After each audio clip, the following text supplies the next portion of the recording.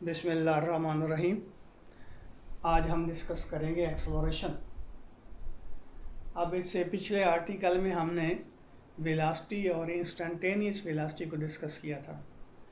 Basically instantaneous velocity से क्या मुराद है? मिसाल के तौर पर आप गाड़ी में, कार में, मोटरसाइकिल पे जा रहे हैं तो आप एक लम्हे के लिए उसका स्पीडोमीटर देखते हैं।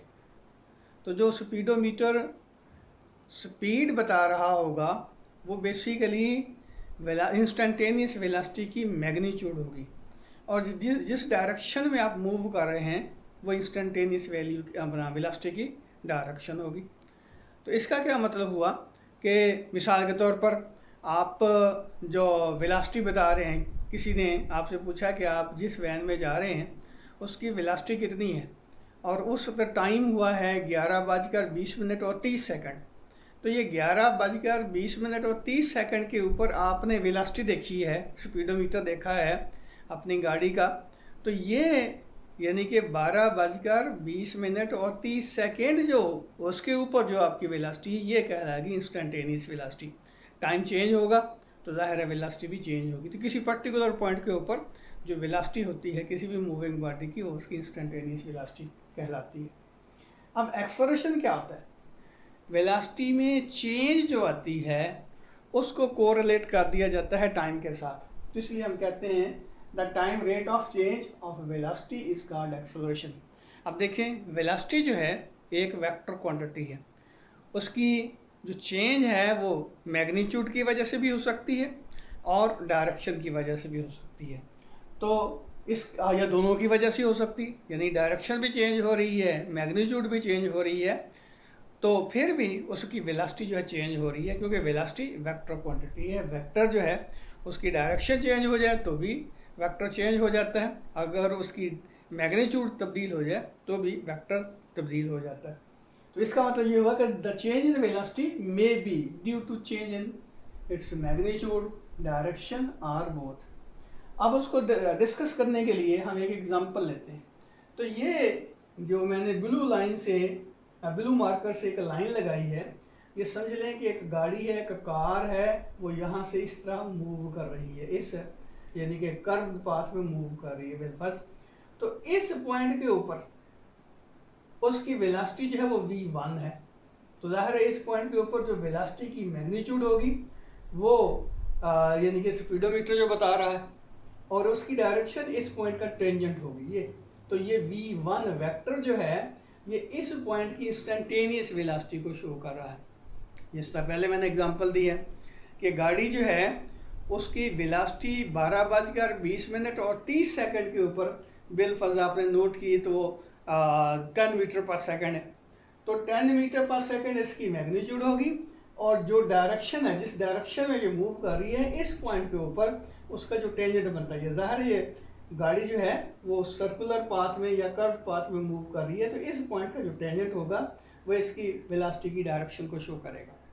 अब बॉडी जो है या कार जो है मूव करती हुई यहाँ पे पहुँच जाती है, तो उसका स्पीडोमीटर बताता है कि इसकी वेलोसिटी जो है उसकी मैग्नीट्यूड 15 मीटर पर सेकंड हो गई है, और ये टाइम है 12:20 और 31 बिलफर्ज।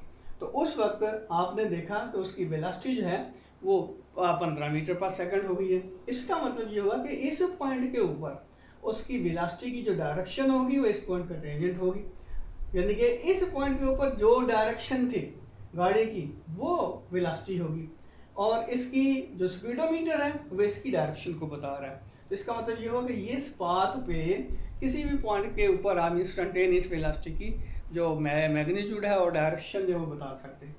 अब इसमें यहाँ से लेकर यहाँ तक जो गाड़ी या कार इसने मूव किया है तो इसकी वेलोसिटी में चेंज कितनी है ये। अब चेंज किस तरह निकालते हैं? ये चूँकि वेलोसिटीज जो हैं वेक्टर क्वांटिटी है तो इसके वेक्टर ड्रा करते हैं। तो ये चेंज, ये देखें, ये हमारे पास v1 वेक्टर बन गया, ये हमारे पास v2 वेक्टर बन गया। अब v1, v2 और v1 का डिफरेंस किसके बराबर होगा? तो ये देखें, ये वेक्टर v2 है, ये किस किस का मजमू है? v1 plus delta v। तो v1 plus delta v is equal to v2, यानी कि v1 में जो चेंज आई है उसको अगर हम एड अप कर दें तो ये v2 वेक्टर के बराबर हो जाएगा। ये रिजल्टेंट जिस तरह हम हेड टेबल जो है इस्तेमाल करते हैं, तो ये v1 plus delta v is equal to v2। इसका क्या मतलब हुआ, delta v is equal to v2 minus v1, v2 minus v1, ये डेल्टा v चेंज आई है। अब यहाँ से यहाँ तक जो कार मूव किया है कार ने, उसको लगा है टाइम डेल्टा टी। अब डेल्टा टी टाइम अगर लगा है डेल्टा v में जो चेंज आई डेल्टा v में, यानी कि डेल्टा v चेंज आई है वेलोसिटी में डेल्टा टी टाइम के अंदर, तो इसका मतलब ये होगा कि इसका इस ड्यूरेशन में जो एक्सेलरेशन होगा वो कहलाएगा एवरेज एक्सेलरेशन, और उसको हम कहेंगे delta v over delta T. अब यहाँ देखिए कि एक्सेलरेशन जो है उसकी डायरेक्शन v की डायरेक्शन में नहीं है, बल्कि डेल्टा v की डायरेक्शन में। डेल्टा v जिस डायरेक्शन में वेलोसिटी में चेंज आ रही है, वो नो डाउट पर्टिकुलर केसेस में v और a जो है एक दूसरे के पैरेलल होंगे, एक ही डायरेक्शन में होंगे, ये आगे हम डिस्कस करेंगे। लेकिन लाजमी नहीं है कि v डेल्टा v और a एक ही डायरेक्शन में हूँ। तो जिस डायरेक्शन में अपना वेलोसिटी चेंज हो रही है वो एक्सेलरेशन की डायरेक्शन होगी। यहाँ देखिए ये v1 ये है, v2 ये है, लेकिन डेल्टा v दोनों से डिफरेंट है। इसका मतलब एक्सेलरेशन की डायरेक्शन ये होगी जो डेल्टा v की डायरेक्शन है। तो एक्सेलरेशन की डायरेक्शन जो है वो डेल्टा v की डायरेक्शन में होता है एक्सेलरेशन। अब अगली बात ये देखें कि अगर हमारी जो वेलोसिटी है बॉडी की वो इंक्रीज हो रही है, और ये सिंपलिसिटी के लिए हम कहते हैं कि गाड़ी जो है वो स्ट्रेट लाइन में जा रही है, हमारी कार जो है वो स्ट्रेट लाइन में जा रही है, उसकी डायरेक्शन तब्दील नहीं हो रही। समझाने के लिए, सिंपल केस बनाने के लिए, तो हम कहते हैं कि बॉडी जो है अगर उसकी वेलोसिटी इंक्रीज हो रही है तो उसका एक्सेलरेशन जो है वो पॉजिटिव होगा। इसको दो तरीकों से आप एक्सप्लेन कर सकते हैं। मिसाल के तौर पर ये गाड़ी मूव कर रही थी इस डायरेक्शन में, मैंने जिस तरह पहले बताया कि कार जो है स्ट्रेट लाइन में मूव कर रही है, तो इस पॉइंट ए के ऊपर उसकी वेलोसिटी जो है वो v1 है, और किसी दूसरे पॉइंट बी पे जब गाड़ी पहुंचती है तो उसकी वेलोसिटी जो है वो v2 हो जाती है। तो ये देखें एरो से मैंने शो किया है कि v1 जो है वो थोड़ा छोटा है और v2 जो है वो बड़ा है। मीन ए पॉइंट के ऊपर वेलोसिटी कम थी और बी पॉइंट के ऊपर वेलोसिटी जो है वो इंक्रीज होगी। मीन गाड़ी की या कार की वेलोसिटी जो है वो बढ़ रही है। तो फिर क्या होगा, हम इसका चेंज निकालना चाहते हैं। तो चेंज या डिफरेंस किस तरह निकाला जाता है, जिस वेक्टर में से हमने दूसरे वेक्टर को सब्ट्रैक्ट करना होता है डिफरेंस निकालने के लिए, उसके साथ -1 मल्टीप्लाई कर देते हैं, और उसका रिजल्ट क्या निकलता है कि वेक्टर जो है उसकी मैग्नीट्यूड तो सेम रहती है लेकिन डायरेक्शन एक दूसरे के अपोजिट हो जाती है। अब ये देखिए हमने क्या किया कि v2 वेक्टर में v1 वेक्टर को सब्ट्रैक्ट किया, तो इसको क्या करेंगे -1 से मल्टीप्लाई करेंगे। तो इसका मतलब ये होगा कि इसकी जो डायरेक्शन होगी वो इस डायरेक्शन का अपोजिट होगी। और फिर हमने क्या करना है, उसको v2 में एड अप कर देना है। तो एड अप किस तरह करेंगे, इसकी जो टेल बनती है -v1 की जो टेल बनती है वो v2 वेक्टर के हेड के ऊपर रखेंगे, तो ये आपके पास -v1 आ जाएगा। अब चेंज कितनी आई, पहले वेक्टर का जो हेड है और दूसरे वेक्टर की जो टेल है उसको आपस में जोड़ दें, यानी कि v2 माइनस v1 हमने लिया है। तो v2 यहाँ पहला वेक्टर है, v2 जो है v1 जो है वो दूसरा वेक्टर है। तो पहले वेक्टर की टेल और दूसरे वेक्टर का हेड आपस में जोड़ दें। ये मेरी बात समझ आ गई होगी। हमने यहाँ किया है v2 माइनस v1, यानी कि v2 में एड अप किया है -v1 को। तो रिजल्टेंट वेक्टर क्या होगा, ऐसा वेक्टर होगा जिसकी टेल पहले वेक्टर की टेल के साथ और हेड दूसरे वेक्टर के हेड के साथ। ये देखिए v2 माइनस v1 है, ये v1 माइनस v2 नहीं है, v2 माइनस v1 है, जिसका मतलब पहला वेक्टर हमारा v2 आ गया, दूसरा वेक्टर v1 आ गया। तो पहले वेक्टर की टेल और दूसरे वेक्टर का हेड आपस में जोड़ें, तो ये चेंज इन यानी जो डिफरेंस आया वो ये होगा डेल्टा v से, उसको हम शो कर रहे हैं। अब यहाँ देखें कि v1 की डायरेक्शन भी वही थी, v2 की डायरेक्शन भी वही थी और डेल्टा v की डायरेक्शन भी वही थी, क्योंकि बॉडी जो है वो स्ट्रेट लाइन में मूव कर रही थी। तो इसका मतलब ये हुआ कि डेल्टा v जो है उस वक्त अलोंग द v होगा, यानी कि जिस डायरेक्शन में बॉडी इटसेल्फ मूव कर रही थी, ऑलरेडी मूव कर रही थी, वही डायरेक्शन जो है डेल्टा v की होगी। इसका मतलब ये हुआ कि हम कहेंगे कि डेल्टा v जो है वो पॉजिटिव है और वही डायरेक्शन जो v की होगी वही एक्सेलरेशन की डायरेक्शन होगी, और एक्सेलरेशन का साइन भी हम पॉजिटिव लेंगे। इसको मैथमेटिकली भी बताया जा सकता है कि हम कहते हैं कि डेल्टा v जो है v2 माइनस v1 है। अब डेफिनेटली अगर v2 जो है v1 से बड़ा होगा तो पॉजिटिव क्वांटिटी नेगेटिव क्वांटिटी से बड़ी है, तो इसका आंसर जो है वो पॉजिटिव आएगा, इसलिए हम कहते हैं कि इसका एक्सेलरेशन जो है वो पॉजिटिव होगा। यहाँ से एक और बात जो है आपके सामने आई कि जब बॉडी की वेलोसिटी इंक्रीज हो रही होती है तो एक्सेलरेशन का साइन हम पॉजिटिव लेते हैं, और इस सिचुएशन में वेलोसिटी एक्सेलरेशन एक दूसरे के पैरेलल होते हैं। उसके मुकाबले में जब बॉडी की वेलोसिटी यानी कि कार की वेलोसिटी डिक्रीज हो रही है तो उस वक्त इसका एक्सेलरेशन जो है उसका साइन नेगेटिव होगा। अब नेगेटिव कैसे होगा? अब देखिए कि v1 इनिशियली इसकी वेलोसिटी ज़्यादा थी, ये लंबा हमने वेक्टर ले लिया, इसकी लेंथ ज़्यादा कर दी है, इसका मतलब इसकी मैग्नीट्यूड ज़्यादा है। और फिर क्या हुआ, यानी कि ये ए पॉइंट कह लें, उसी तरह ये ए पॉइंट है, इसके ऊपर वेलोसिटी इसकी वेलोसिटी v1 थी और बी पॉइंट पे वेलोसिटी v2 थी। अब वेलोसिटी जो है वो बी पॉइंट पे डिक्रीज हो गई है।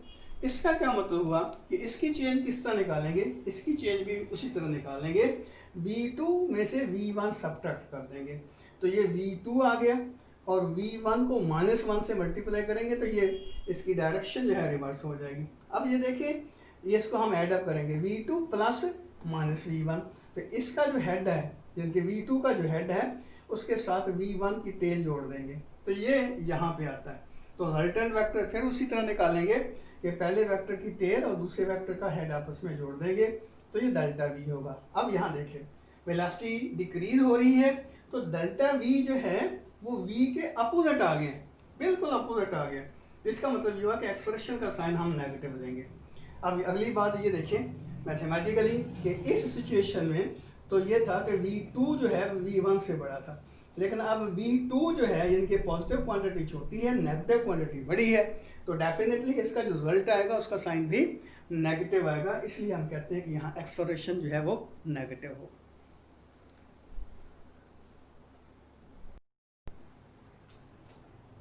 अब हम इंस्टेंटेनियस एक्सेलरेशन देखते हैं। तो जिस तरह वेलोसिटी हमने कहा था कि पर्टिकुलर टाइम के ऊपर जो बॉडी की वेलोसिटी होगी वो इंस्टेंटेनियस वेलोसिटी होगी, इसी तरह पर्टिकुलर टाइम के ऊपर जो चेंज इन वेलोसिटी का रेट होगा, यानी जितनी वेलोसिटी में चेंज आई है और जितने टाइम में आई है उनकी जो रेशियो होगी उसको हम इंस्टेंटेनियस एक्सेलरेशन कहेंगे।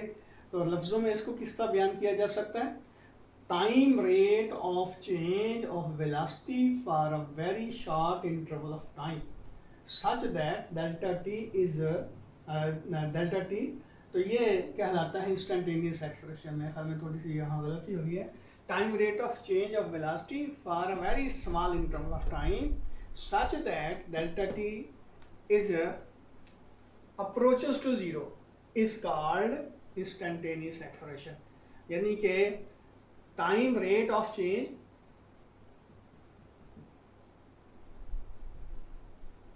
Of velocity for a very small interval of time, यानी कि ये जो टाइम इंटरवल है ये इतना स्मॉल होना चाहिए कि वो अप्रोच करे जीरो को।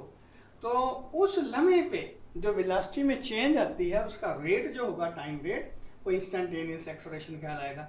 तो हमने जो एग्जांपल दी थी उसके ऊपर ज़रा गौर करें कि ये पाथ है गाड़ी का, कार का।